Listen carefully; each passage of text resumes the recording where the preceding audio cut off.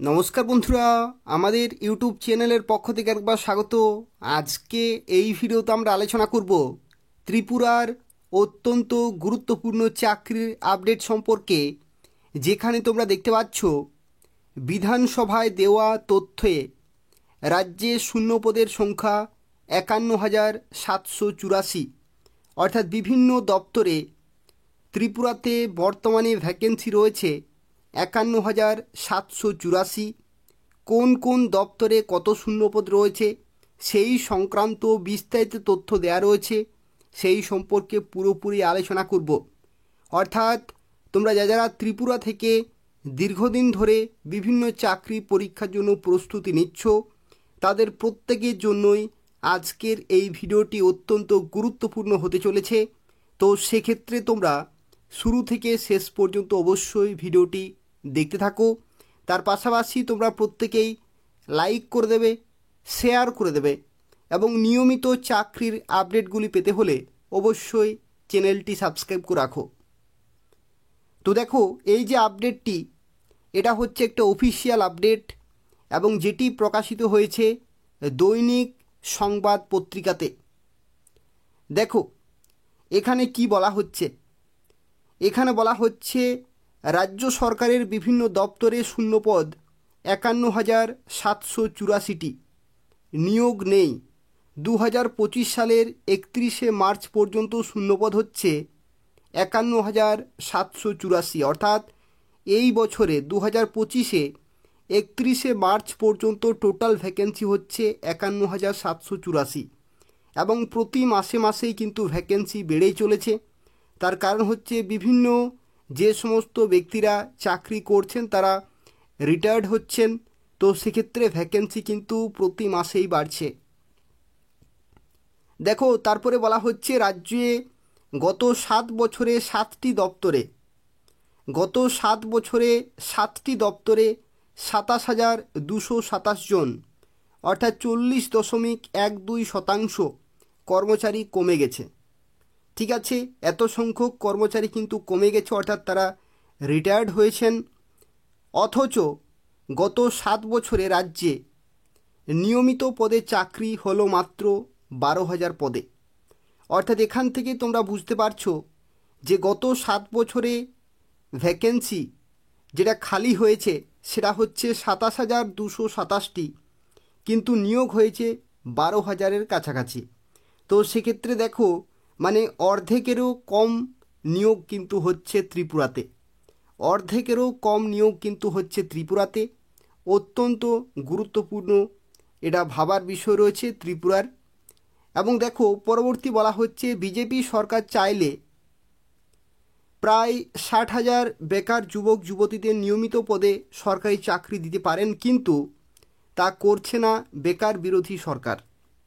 রাজ্যের সরকারি চাকরি ইস্যুতে বিজেপি সরকারের বিরুদ্ধে এভাবেই তোপ দাগেন সিপিএম বিধায়ক শৈলেন্দ্র চন্দ্রনাথ। এটা কিন্তু ত্রিপুরার অত্যন্ত একটি গুরুত্বপূর্ণ একটি তথ্য, যেখানে দেখো বলা হচ্ছে যে 7 বছরে কিন্তু যে পরিমাণে ভ্যাকেন্সি তৈরি হয়েছে সেই পরিমাণে কিন্তু নিয়োগ হয়নি, অর্ধেকেরও কম কিন্তু নিয়োগ হয়েছে। তো সেক্ষেত্রে বিভিন্ন দপ্তরে বিভিন্ন অফিসে কিন্তু এখনও পর্যন্ত প্রচুর শূন্যপদ রয়েছে। দেখো পরবর্তী কি বলা হচ্ছে, শুক্রবার মেলার মাঠ ছাত্র যুব ভবনে ডিওয়াইএফআইয়ের রাজ্য সভাপতি পলাশ ভৌমিককে পাশে বসিয়ে তার অভিযোগ রাজ্যে বেকার ঠকানোর রাজত্ব কায়েম হয়েছে, তাই একটি নিয়োগ প্রক্রিয়া শেষ করতে সময় লাগছে প্রায় 5 বছর। একটা নিয়োগ প্রক্রিয়া অর্থাৎ একটি নোটিফিকেশন বেরোচ্ছে এবং সেটি পুরোপুরি কমপ্লিট হতে, অর্থাৎ নিয়োগ প্রসেস পুরোপুরি কমপ্লিট হতে সময় লাগছে 5 বছর। এরপরও নিয়োগ প্রক্রিয়া শেষ হচ্ছে না, ফলে বয়স উত্তীর্ণ হচ্ছে রাজ্যের বেকাররা। অর্থাৎ এখানে কিন্তু বয়স কিন্তু বছরের পর বছর, দিনের পর দিন কিন্তু বেড়েই চলেছে। তো বহু প্রার্থী কিন্তু ভবিষ্যতে অ্যাপ্লিকেশন করতে পারবে না যদি নতুন নিয়োগ হয় তাহলে। এমনকি গত 3 বছরে রাজ্যের এডিসিতেও নিয়োগ প্রক্রিয়া প্রায় বন্ধ। আর তার আরও অভিযোগ, বিজেপির প্রতিশ্রুতি ছিল যে বছরে 50,000 সরকারি চাকরি প্রদান করার, বছরে 50,000 নিয়োগ হবেই, এটা কিন্তু প্রতিশ্রুতি ছিল। বিজেপির প্রতিশ্রুতি অনুযায়ী 7 বছরে 3,50,000 বেকারের সরকারি চাকরি হবার কথা, এটা কিন্তু প্রতিশ্রুতি ছিল। তার ধারে কাছেও কিন্তু চাকরি হয়নি। বিজেপির প্রতিশ্রুতি বর্তমানে হাসির খোরাকে পরিণত হয়েছে। তার অভিযোগ, তথ্য জালিয়াতি করে রাজ্যের বেকারের সংখ্যা কমিয়ে দেখাচ্ছে বিজেপির নেতা, বিধায়ক এবং মন্ত্রীরা। অথচ এরাই 2017 সালে বলেছিল রাজ্যের বেকারের সংখ্যা 7,50,000, কিন্তু এই যে ভ্যাকেন্সি বলা হয়েছিল সেই ভ্যাকেন্সির ধারে কাছেও কিন্তু নিয়োগ হয়নি। সিপিএম বিধায়ক শৈলেন্দ্র বাবুর দাবি, ত্রিপুরা বিধানসভার সর্বশেষ তথ্য অনুযায়ী দেখো এখানে এরপরে কিন্তু প্রত্যেকটা ডিপার্টমেন্টে ভ্যাকেন্সিগুলো দেয়া হয়েছে। এই জায়গাটি তোমরা খুব ভালোভাবে দেখো যে কোন কোন ডিপার্টমেন্টে কত শূন্যপদ রয়েছে। দেখো এখানে কি বলা হচ্ছে যে সর্বশেষ তথ্য অনুযায়ী প্রাথমিক শিক্ষা দপ্তরে শূন্যপদ হচ্ছে 6,904টি। প্রাথমিক যে শিক্ষা দপ্তর সেখানে ভ্যাকেন্সি হচ্ছে 6,904টি। মাধ্যমিক শিক্ষায় ভ্যাকেন্সি হচ্ছে 4,032টি। উচ্চশিক্ষায় ভ্যাকেন্সি হচ্ছে 1,009টি। স্বরাষ্ট্র দপ্তর অর্থাৎ পুলিশি বিভাগ সেখানে হচ্ছে 7,515টি। পুলিশ বিভাগ মানে হচ্ছে কনস্টেবল, সাব ইন্সপেক্টর, এই সমস্ত বিভিন্ন পোস্টের ক্ষেত্রে ভ্যাকেন্সি হচ্ছে টোটাল 7,515টি। টিএসআর যেখানে ভ্যাকেন্সি হচ্ছে 2,405টি। ডাক্তারের ভ্যাকেন্সি 1,888। স্বাস্থ্য এবং পরিবার কল্যাণ বিভাগ অর্থাৎ হেলথ ডিপার্টমেন্টে দেখো এখানে ভ্যাকেন্সি হচ্ছে 5,820টি। নার্সের ক্ষেত্রে ভ্যাকেন্সি, শুধুমাত্র নার্সের ক্ষেত্রে দেখো 5,112টি শূন্যপদ। স্বাস্থ্য কারিগরি কর্মী যেখানে 1,197টি এবং পিডব্লিউডি R&B যেখানে ভ্যাকেন্সি হচ্ছে 3,605টি। কৃষি দপ্তরে হচ্ছে 2,075টি। প্রাণী সম্পদ উন্নয়নে হচ্ছে 1,533, গ্রামীণ উন্নয়নে 1,141, রাজস্ব বিভাগে 1,134, ক্রীড়া ও যুব বিষয়ক যে সেখানে হচ্ছে তোমাদের 762, ফায়ার সার্ভিসে দেখো এখানে 734, বন বিভাগে 626টি। দেখো বন বিভাগে ফরেস্টার হয়, তারপরে তোমার ফরেস্ট গার্ড হয়, সেই সমস্ত ক্ষেত্রে 626টি ভ্যাকেন্সি। PWD DWR 514টি। এত সংখ্যক রয়েছে। তাছাড়াও দেখো তফসিলি জাতি, তফসিলি উপজাতি এবং অন্যান্য পশ্চাদপসরণকারী কল্যাণে 453টি। মৎস্য দপ্তরে 444টি। শিল্প ও বাণিজ্য দপ্তরে 408টি। তথ্য ও সাংস্কৃতিক বিষয়ক দপ্তরে 374টি। অঙ্গনওয়াড়ি কর্মী সহায়িকা যেটি ICDSের যে সহায়িকা পোস্ট সেখানে ভ্যাকেন্সি রয়েছে 336টি। তাঁত, হস্তশিল্প, রেশম চাষে কিন্তু 264টি। সমাজ কল্যাণ ও সমাজ শিক্ষা যেখানে 245টি। অর্থ দপ্তর অর্থাৎ ফাইন্যান্স ডিপার্টমেন্টে, ঠিক আছে, ফাইন্যান্স ডিপার্টমেন্টে যে সাব ইন্সপেক্টর নিয়োগ করা হচ্ছে, excise, sub inspector of excise, অর্থ দপ্তরে ফাইন্যান্স ডিপার্টমেন্টে 240টি ভ্যাকেন্সি রয়েছে বর্তমানে। আর দেখো এখানে বলা হচ্ছে খাদ্যে অর্থাৎ খাদ্য দপ্তরে ফুড ডিপার্টমেন্টে 209টি ভ্যাকেন্সি রয়েছে। ফুড সাব ইন্সপেক্টর নিয়োগ দীর্ঘদিন ধরে হয়নি। সাধারণ প্রশাসন মুদ্রণ যেখানে 189টি, কর্পোরেশনে 156, বিদ্যুৎ বিভাগে 155 নিয়োগ হয়নি। পরিকল্পনা ও সমন্বয় যেখানে 83টি, বিজ্ঞান ও প্রযুক্তি যেখানে 71টি, পর্যটনে 51, আর তথ্য প্রযুক্তিতে 40, কর্ম বিনিয়োগ 33, সংখ্যালঘু দপ্তর 23, নগর উন্নয়ন 18, আইন দপ্তর 16, পরিবহন দপ্তরে 10টি, ত্রাণ ও পুনর্বাসন দপ্তরে 9টি সহ রাজ্য সরকারের 42টি দপ্তরে শূন্যপদ হচ্ছে টোটাল 51,784। টোটাল দপ্তর কতগুলি রয়েছে ত্রিপুরাতে? 42টি দপ্তরে এতগুলি শূন্যপদ কিন্তু রয়েছে, কিন্তু কোনো দপ্তরে নিয়োগের কিন্তু নাম নেই। কোনো দপ্তরে কিন্তু নিয়োগের কোনো নাম নেই। যে সমস্ত ভ্যাকেন্সিগুলি বেরোচ্ছে খুবই নগণ্য, খুবই অল্প সংখ্যক নিয়োগ কিন্তু হচ্ছে, কয়েকটি শূন্যপদ। সেখানে ক্যাটাগরি ওয়াইজ ভ্যাকেন্সিগুলো কিন্তু একেবারে নেই বললেই চলে। তো এই হচ্ছে বর্তমানে ত্রিপুরার চাকরির আপডেট। তাছাড়াও দেখো এখানে কি বলা হচ্ছে, ডিওয়াইএফআই রাজ্য সম্পাদক নবারুণ দেবের অভিযোগ, নিয়োগ না থাকলেও অফার বন্টনের নামে বেকারদের নিয়ে আবার ফটো সেশনে খামতি নেই। তার অভিযোগ, রাজ্য সরকারের ব্যর্থতার জন্য মাত্র 7 বছরে প্রায় 28,000 শূন্যপদ অবলুপ্ত হয়ে গিয়েছে। বিভিন্ন অফিসে কিন্তু এখনও ফাঁকা, কন্ট্রাকচুয়াল কর্মীতে কিন্তু কাজ চলছে। আগামী 2 মাসের মধ্যে আরও হাজারো শূন্যপদ কিন্তু অবলুপ্ত হবে। এরপরও বিজ্ঞাপনের সরকারের হুঁশ নেই। এর বিরুদ্ধে এখন রাজ্যব্যাপী পথে নামবে বাম ছাত্র যুবরা। বাম বিধায়ক শৈলেন্দ্রনাথ আরও জানান যে গত 7 বছরে 7টি দপ্তরে 27,227 জন অর্থাৎ 40.12% কর্মচারী কিন্তু কমে গিয়েছে। এই সংখ্যা শুধুমাত্র একটি পরিসংখ্যান নয়, বরং সরকারের অব্যবস্থাপনা ও জনগণের প্রতি দায়িত্বহীনতার জ্বলন্ত কিন্তু উদাহরণ। এত সংখ্যক কিন্তু কর্মচারী কমে গিয়েছেন। তার সাথে সাথে এই 40.12% কর্মী হ্রাসের প্রভাবে সরাসরি রাজ্যের সাধারণ মানুষের উপর পড়ছে। শিক্ষার মান কমছে, রাস্তার কাজ থমকে আছে, পশু সম্পদ খাদ্য সরবরাহ ব্যবস্থাপনা কিন্তু বিশৃঙ্খলা। জনগণ জানতে চায় কেন রাজ্যের যুবক যুবতীদের চাকরির সুযোগ কেড়ে নেওয়া হচ্ছে।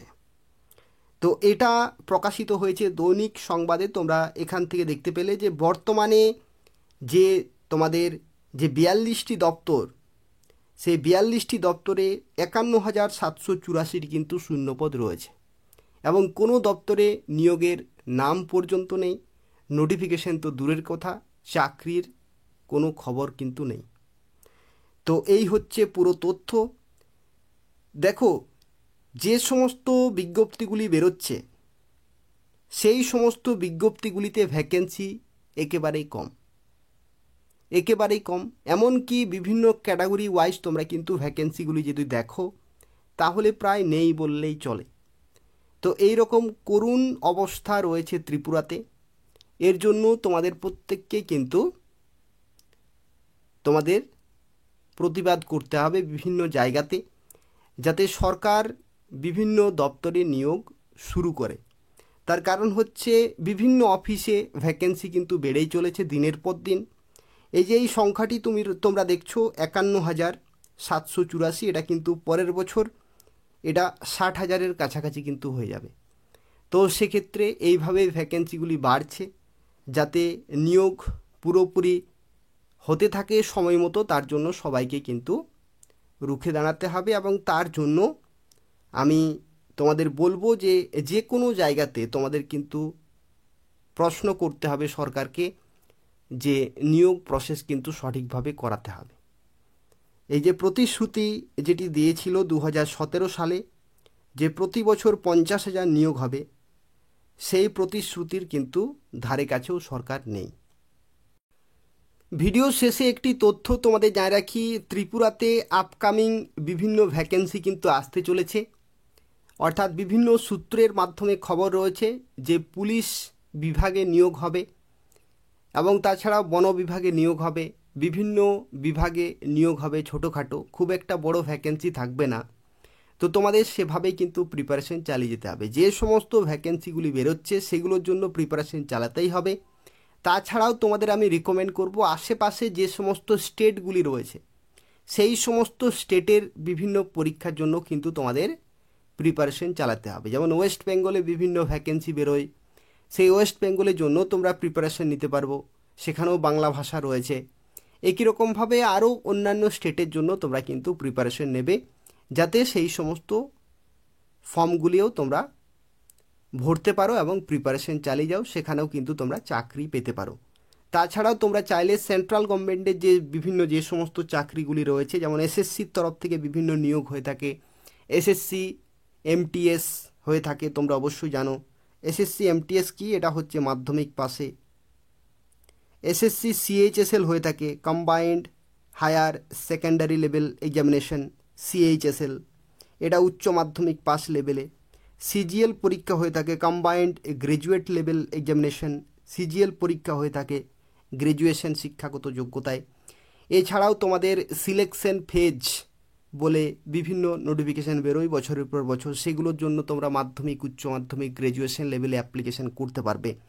এছাড়াও তোমরা জানো যে রেলওয়ের এরপর কিন্তু বছরের পর বছর নিয়োগ হবে রেলওয়েতে, তাই সেই সমস্ত রেলওয়ের বিভিন্ন বিজ্ঞপ্তি কিন্তু বেরোয়।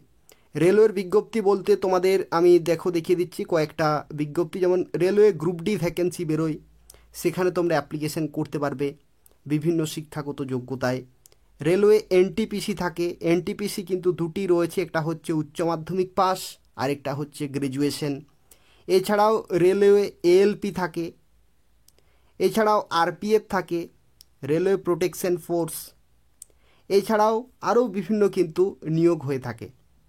ঠিক আছে, তো সেই সমস্ত যেমন টেকনিশিয়ান থাকে, সেই সমস্ত বিজ্ঞপ্তিগুলির জন্যও কিন্তু তোমরা অ্যাপ্লিকেশান করবে এবং প্রিপারেশান কিন্তু চালিয়ে যাও। শুধুমাত্র রাজ্য সরকারের চাকরিগুলির জন্য প্রিপারেশান চালালে কিন্তু হবে না।